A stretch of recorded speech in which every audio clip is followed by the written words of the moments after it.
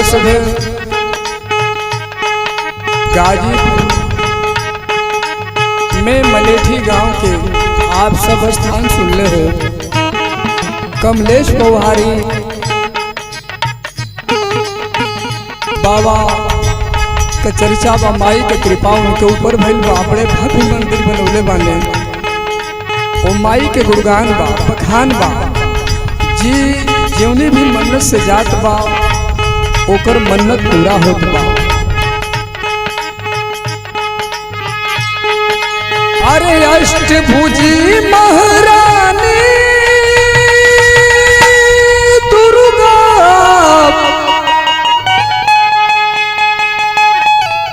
अरे अष्टभुजी महारानी दुर्गा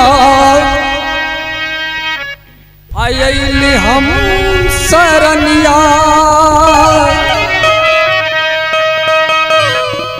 भक्ति भाव में पागल भइल लागल मोर लगनिया।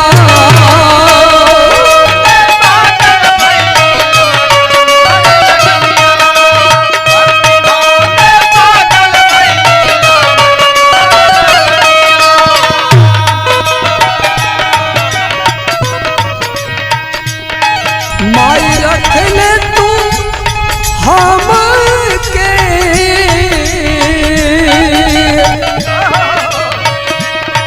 माई रख ले तू हमके अचरिया में।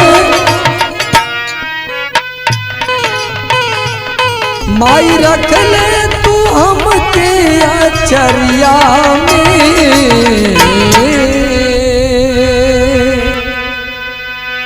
हरदम हो हरदम, अरे हरदम बसल रह तुम्हारी मोर नजरिया में।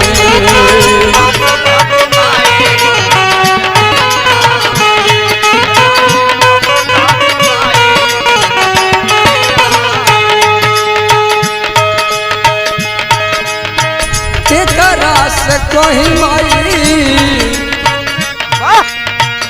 मैया मैया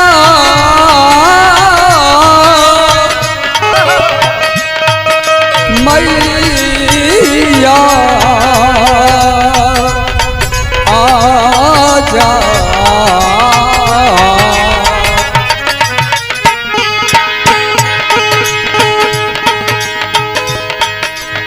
ए बाबू बड़े सिद्धासन नर नारी पहुंचल बानन, अपन दर्द कहतन का। तेकरा से कोही माई दिलवा का पतिया, तेकरा से कोही माई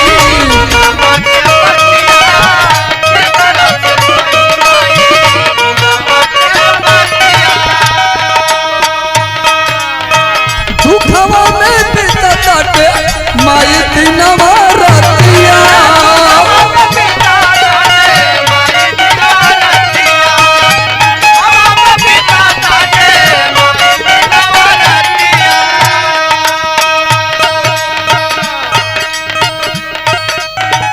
भोरवा से हम जोहत बानी माई तोहर डहरिया।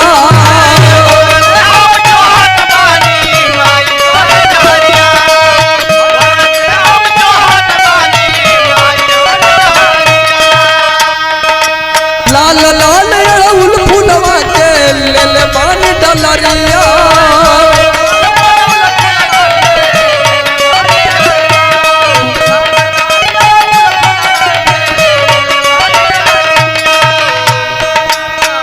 हो चाँद छिपल पट जैसे पदरिया में।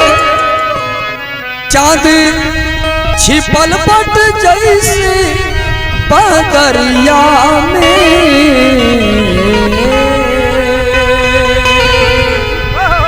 हरदम बसल तुम्हारी मोर नजरिया में।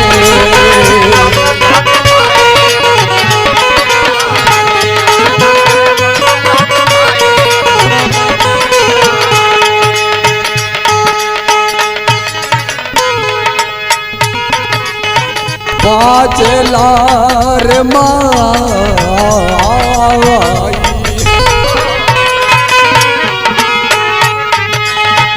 बाजेला घंटा झंडा खूबे लहराला।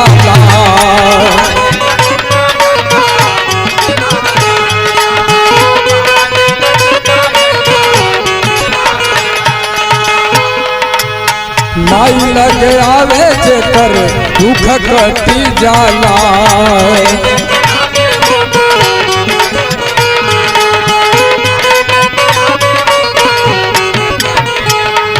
ए माई तुहार रूप अनेक बार हमने के तुहार चर्चा बखान न कर सकत बानी जा। तू ही दुर्गा तू ही सरस्वती स्वर में भरा लहरिया।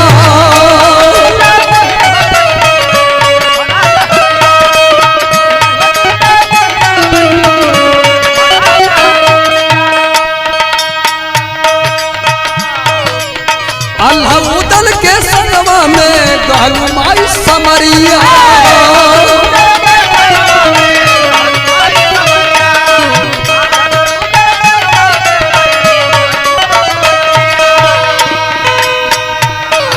स्वर दे दामाई स्वर की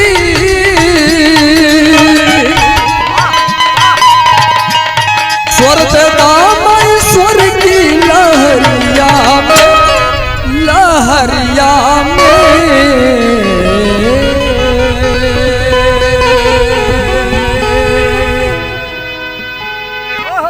वो हरदम बसल तुम्हारी मुर नजरिया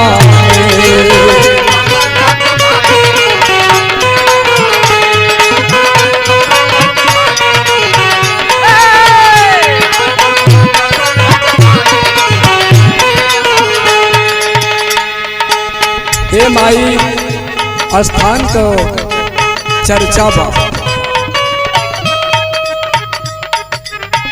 गाँव मलेठी में रौरोया सथनवा।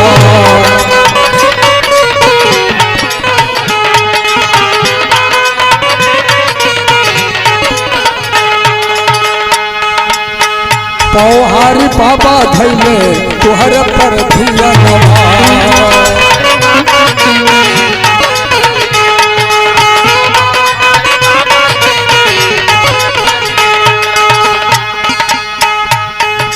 लिख कभी श्री राम निवास जी तुहरो गुणगनवा। लिख कभी श्री राम निवास जी माई पर गुणगनवा।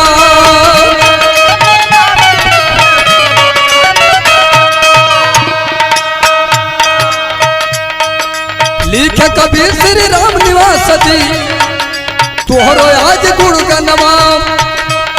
स्वर दे दामाई स्वर की लहरिया में। हर बच्चन छोट गिरल तोहारो चरनिया में। बच्चन छोट गिरल तोहारो चरनिया में। बच्चन छोट